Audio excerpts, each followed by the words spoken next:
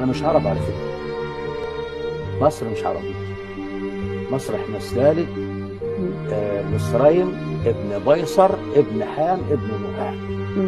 العرب وبنو اسرائيل ولاد عم، دول من سلاله سام.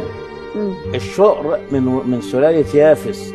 كان عندها اللي غرق في الطوفان. اما نحن احنا حاميين من القاره الافريقيه والامازيغ. فيا ريت ان احنا نعود الى قوميتنا المصريه. القوميه المصريه فقط. حتى في كتب المؤرخين العرب لما بيجي يتكلموا عن مصر يقولوا ايه؟ مصر خير العجم. فكره خط يعني القوميه مش الديانه. ايوه برضه من الاخطاء الشائعه ان احنا بنقول الاقباط يعني المسيحيين. ده الاقباط هم المصريين الاصليين. انا ممكن المسلم اقول عليه قبطي. ايوه اقول عليه قبطي.